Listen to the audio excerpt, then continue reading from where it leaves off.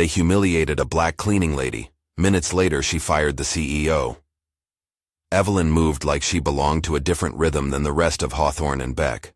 Where executives measured time in calls and calendars, she measured it in the squeak of a mop, the precise folding of a hand towel, the steady click of her cart's wheels across marble.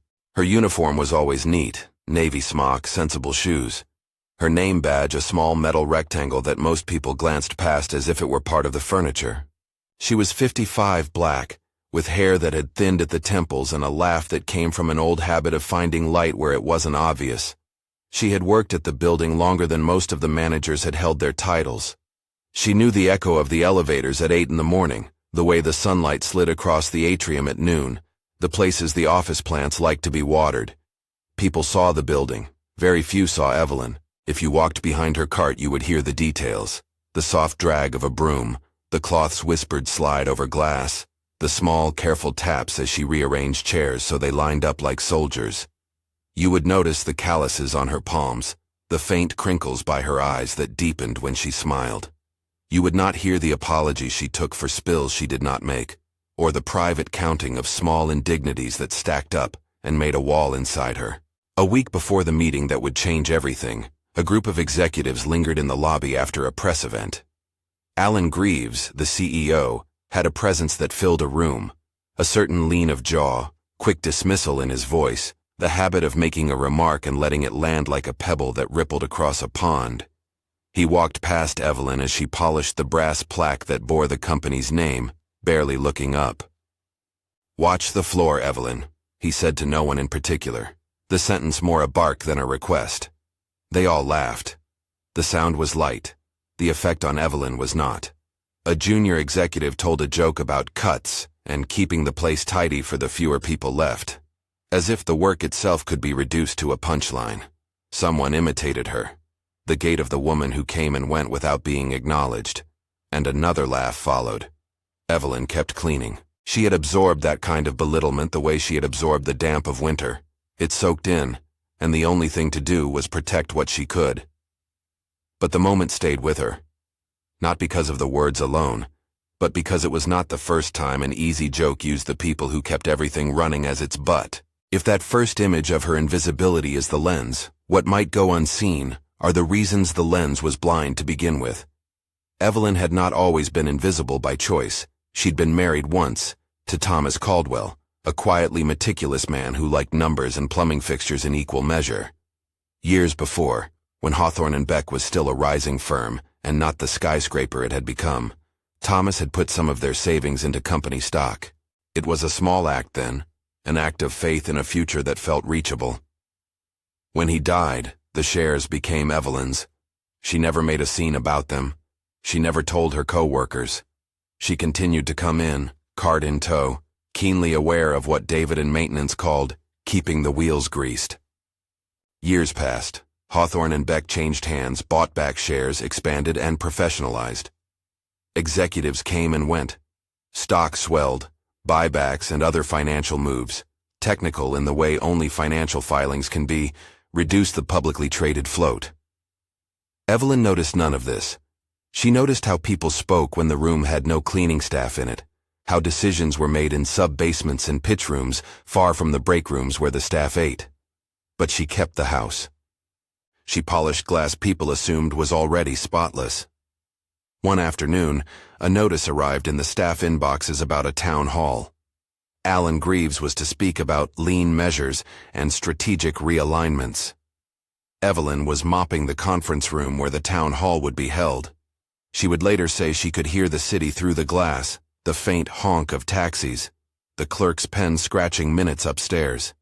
The executives clustered on stage like raconteurs, trading numbers and anecdotes. The building hummed with the quick cadence of corporate certainty. Then Alan made a joke he thought was deft, a quip about streamlining the cleaning lineup, an airy mention of a little less foot traffic, a little fewer uniforms. He laughed. A few people laughed with him. Some in the back shifted uneasily. No one that mattered thought to ask whether anyone on stage had considered the names behind the uniforms. Afterwards, as Evelyn gathered the stray programs and wiped the edge of the stage, a young intern dropped her coffee near the velvet rope. It splashed and trickled, black against the polished wood. Evelyn, who had seen many such accidents, moved without thought, bending to tuck the napkins beneath the spill. Alan watched from the side, a micro-expression of amusement on his face. "Easy there," he called down, the tone that an owner uses with a table you'd expect to obey. "We don't need a puddle for the cameras." It was casual. It was public. It was performance. The intern, red-faced and speechless, retreated. Her hands shook as she grabbed her notebook. A few executives exchanged glances and made a joke about training. Evelyn's back was to them. She finished tidying the spill as if tidying spills were her hearth and home. She left their laughter outside the room and carried the cloth like a small private ritual. That night, she sat at her kitchen table with a dish of stewed tomatoes she'd learned to make from her mother, and she thought about Thomas. She thought about the little certificate he had kept in a shoebox, the way he had liked the feel of paper, and the way he had tracked small investments like weather. She remembered the day he wrote her name on the back of that stock certificate, the careful looping strokes of his pen. She had never understood the implications. It was a private thing. It was grief, folded into a practical necessity. On impulse, she asked the HR office for a copy of any documents that mentioned her husband's name. The request was pedestrian, part of settling an estate, an accountant had advised. The HR clerk, accustomed to quieter paperwork, clicked and then said, "Oh, this is odd." The word landed like rain. Evelyn learned that certain shares had not moved in decades. She learned, slowly and with the bewildered calm of someone opening a window in a locked room, that the percentage those shares represented had climbed as the company repurchased stock and as other early holders sold off their positions. The number was not the kind of thing one announced in the lunchroom. It was the kind of thing one confirmed with a lawyer. At a small table across from a window that looked out on the river, Evelyn met Marcus Reed, a lawyer with soft gray hair and the patient way of someone used to waiting for people to come to him. Marcus explained the mechanics without drama. If an investor controls a majority of voting shares, they can control board elections and, by extension, the people who sit in the company's most powerful chairs. He said it plainly. You have influence, Evelyn. You can affect change. You have to be deliberate about how you use it. Deliberation is what Evelyn had always been good at. In a quiet voice, she said she wanted to know more. Not just how to push buttons, but what buttons needed pushing. Marcus connected her to Sam Chen, a former financial analyst now consulting on irregularities, Tanya Morales, an ex-employee who had left the company under circumstances that had felt small at the time and later proved consequential, and a firm that helped consolidate and present evidence for boards without theatrics. They were careful, the way you are careful with something that could reshape a life. Evelyn did not storm the office with a bullhorn. She filled a folder. She built a dossier like someone building a bridge, plank by plank, citation by citation. She gathered public filings, salary spreadsheets, HR logs that showed patterns of hush firings and unreported complaints. She had Tanya sign a declaration about wrongful termination and forced severances. Tanya's voice in a typed page was plain and precise, the kind of voice that survived because it had nothing to sell but truth. The evidence they compiled wasn't cinematic in the way movies like.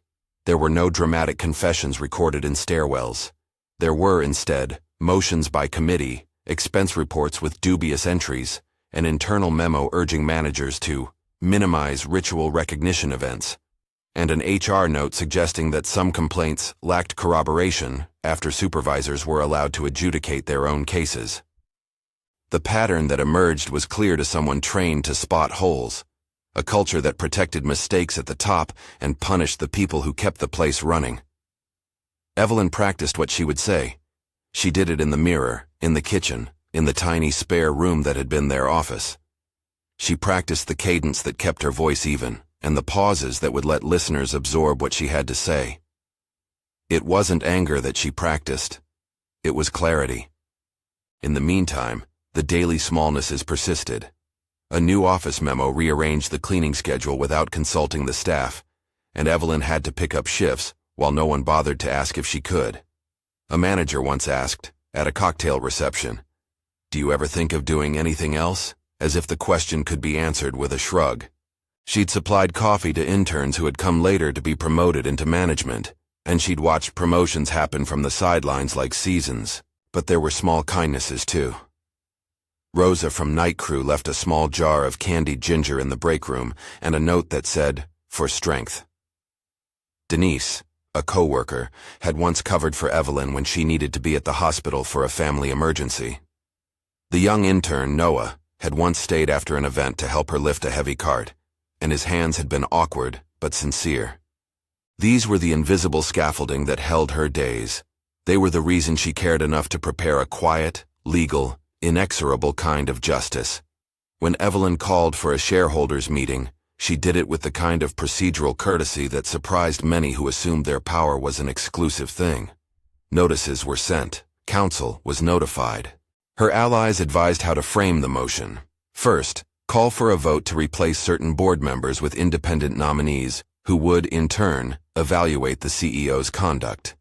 It was a surgical approach, designed not for spectacle, but for outcome. The morning of the meeting, the city was gray with a reluctant rain. The lobby hummed with umbrellas and the smell of wet leather. She arrived early, pushing her cart like any other morning, and the security guard, unaccustomed to seeing her in a suit, she wore a simple navy cardigan and a blouse that was not her cleaning uniform, but which had the quiet insistence of someone respecting a threshold, looked at her with a question in his eyes he'd learned not to voice. Alan Greaves stood at the head of the boardroom, flourishing a slide deck. He had been briefed. This would be a routine meeting, he'd been told. He began with the practiced cadence of someone who had always been protected by procedure. He spoke of numbers, of quarterly growth, of direction. The room leaned in. Evelyn walked in as the meeting began. You could have missed her if you were looking only for fireworks. She moved through the room with the same steady economy as always. People glanced, registered. Had she been summoned? Was there an RSVP mix-up? Noah, the intern, nearly choked on his coffee. When she took a seat at the back, a few executives made the small noises people make when they are trying to read a situation and cannot. A board member, Margaret Chen, the chair, cocked an eyebrow. Alan's smile was patient, the kind of smile that expects to be unchallenged. It was Noah who rose to greet her compliantly, offering a chambered courtesy. "Ms. Caldwell, are you—" "You can call me Evelyn," she said. She didn't ask for acknowledgement. She didn't demand it. She simply corrected him as if correcting a small mispronunciation. She had her dossier in a leather folder. It did not look theatrical. It held what it needed to hold: the sequence of events, the corroborations, the clear trail of decisions that had led to unnecessary layoffs, to suppressed complaints, to expense reports that smelled of favoritism and disregard. When the floor opened for shareholder comments, Evelyn asked to speak. She did not shout. She did not point a finger. She described the company she had helped support quietly with her family's savings and the people who kept its doors open. She recounted instances, no more, no less, then presented the documents she and her allies had assembled. She read Tanya's testimony. She handed Margaret the list of questionable expenses and the HR notes that showed complaints left unresolved. She placed the photocopies on the table like a physical insistence. "Look," Alan tried to reclaim the room with a smile and a flurry of explanations. He called some entries administrative anomalies and others misunderstandings. He invoked his record of returns and patents and the market's confidence. But the pattern, now laid out for everyone who mattered to see, began to press against his words. Evelyn's voice was steady. She spoke of dignity more than retribution. "This is not about anger," she told them. "It's about stewardship. It's about the people whose names you don't know until you need them. When the vote was taken, it was not a theatrical coup. It was a procedural act. She had the votes to remove certain directors and to install a slate of independent directors who had been briefed and prepared to act on the evidence. Those new directors convened and, bound by fiduciary duty and by the clarity of the records laid before them, concluded that Alan no longer had the board's confidence. The decision was legal, sober, and immediate. Alan rose from his chair, his expression faster than his steps, surprised, then blade-thin. He tried to frame it as a misunderstanding, then as an overreach by activist investors. No one in the room accepted the frame. Security offered him a marshal's escort to the lobby. He walked out with his portfolio closed against his chest. Minutes later, the room was still. Some people wept, quietly. Employees whose names were not in the papers, who had been injured by policies they could not name. Others sat with a stunned kind of relief. Marcus put a hand on Evelyn's shoulder, and then withdrew it as if to give her center. Sam was already making notes about board restructuring. Noah, the intern, approached with tears in his eyes, and a shaky, sincere, "Thank you." The aftermath was not an immediate parade of champagne. Evelyn did not want applause. She wanted repair. She wanted an office that reflected the people who made its day-to-day possible. She convened a meeting with the new independent directors and, with pragmatic clarity, set out the first steps. An independent HR oversight board, reinstatement and review of wrongful terminations, a matrix of raises and benefits for the facility's staff, transparency and expense reporting, mandatory ethics training that involved more than slides and checklists. She made sure that the staff who had been humiliated in the past were given seats at the table. Rosa and Denise were asked to help design a staff recognition program. Noah was invited to sit in on the first town hall to hear how things were changing. Tanya, who had left under a cloud years earlier, returned to speak before the staff about what accountability looked like when it was carried out without showmanship. The reforms were concrete. The facility's staff received retroactive raises that corrected years of below-market pay. An independent ombudsperson was hired, someone external, neutral, with power to investigate and enforce.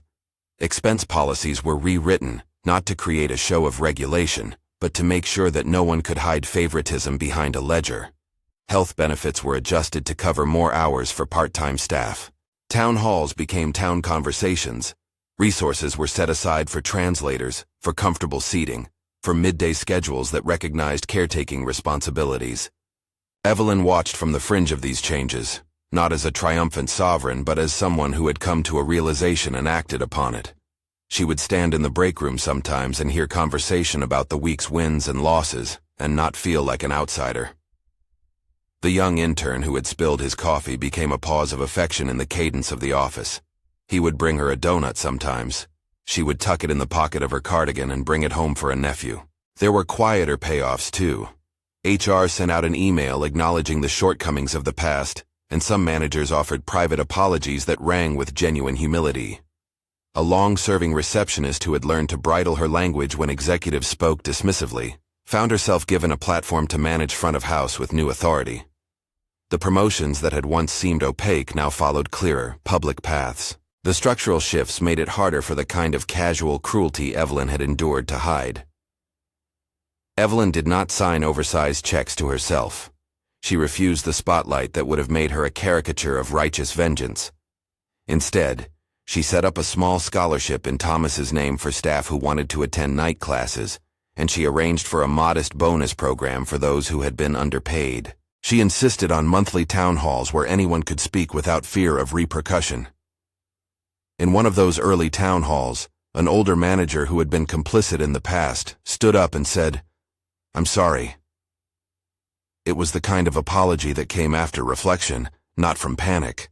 People nodded. Forgiveness was not immediate, and it wasn't required. But the space for truth had been carved out. Evelyn's days settled into a new pattern. She still pushed her cart sometimes because it anchored her. She liked the familiarity of a task completed. She made fewer concessions to invisibility. She greeted people by name. She made sure the cleaning staff had a place to eat in peace, not tucked behind the stairwell but in a refurbished break room with better chairs and a small coffee maker that stayed full. One afternoon, a little over a year later, she stood outside the building as the city rolled by in a rush of sound.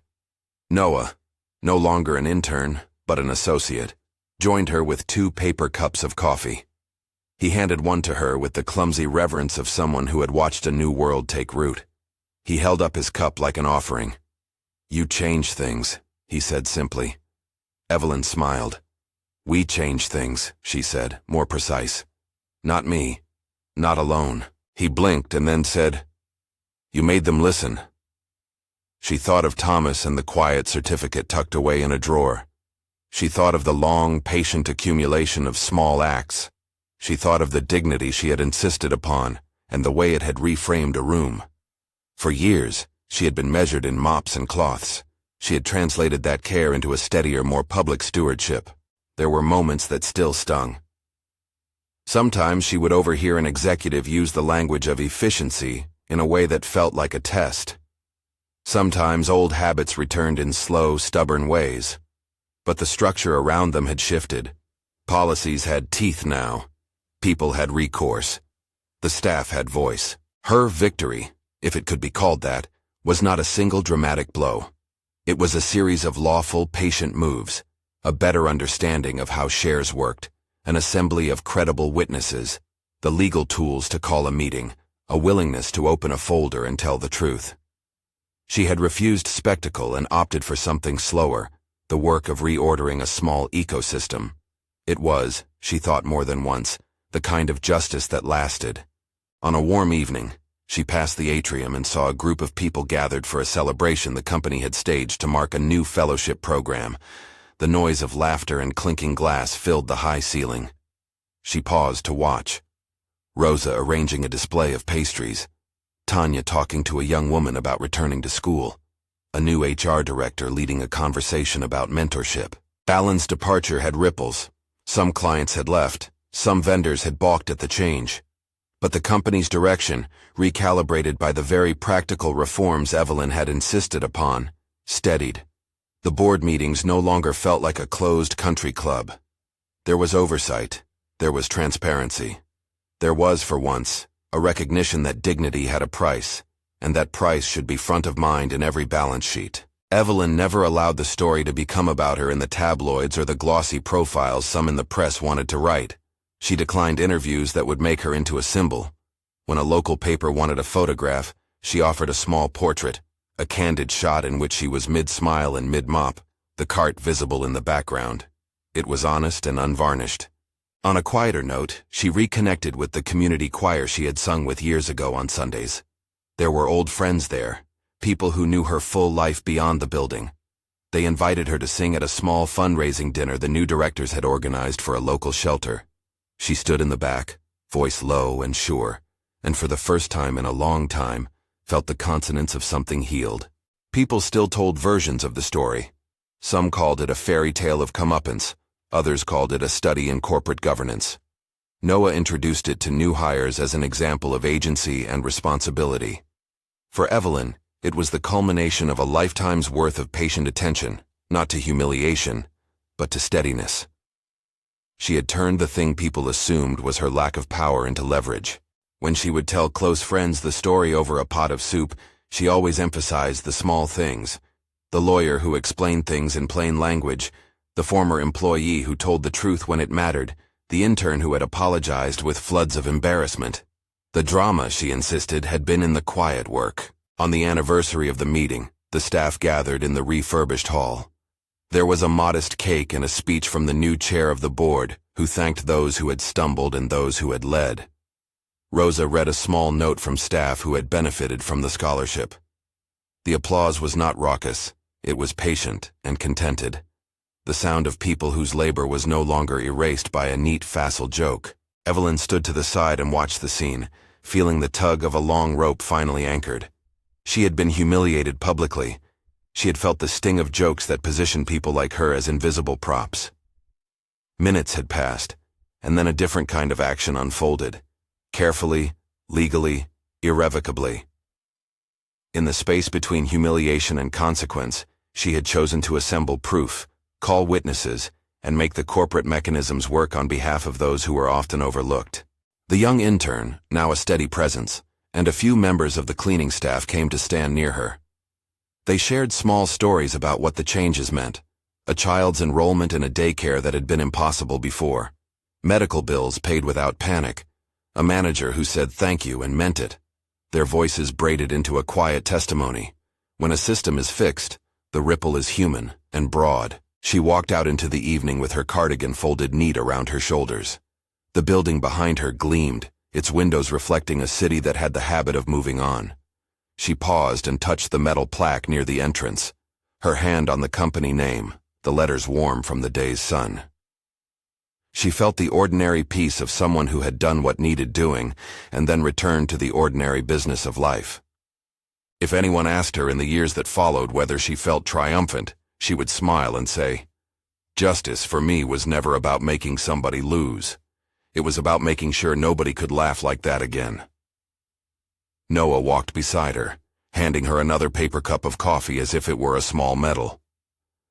"You taught me how to listen," he said. She laughed softly. "I learned how to wait," she corrected. "And when waiting becomes action, you make sure that action is for everyone." The work continued, as it always does. Policies were refined, new concerns appeared. But the place where jokes once landed harmlessly on people's dignity no longer held. People were visible, names were known, complaints had recourse, and once in a while, when she pushed her cart through the lobby and someone paused to say, "Good morning, Evelyn," she would answer with her whole face. The mornings had a new texture then, not because she had wanted to be seen, but because the seeing now carried with it a different weight, responsibility. If her story taught anything, it was that quiet power, when paired with patience and with method, could change a room. They had humiliated a black cleaning lady in a lobby flooded with people and cameras. Minutes later, after paperwork, law, witness, and vote, she had made certain the man at the head of the table could no longer lead the ship that had forgotten its crew. For those who were there, for those who came after, the lesson was simple. Invisibility is often earned by habit, but it can be undone by steady insistence on truth. Evelyn returned to her cart, to the soft drag of the mop, to the rituals that made her whole. She had fired the CEO, yes, but more than that, she had opened a door so others might walk through with their dignity intact. If you found yourself moved by Evelyn's quiet justice, consider sharing her story. Like and subscribe for more narratives of dignity reclaimed and systems repaired.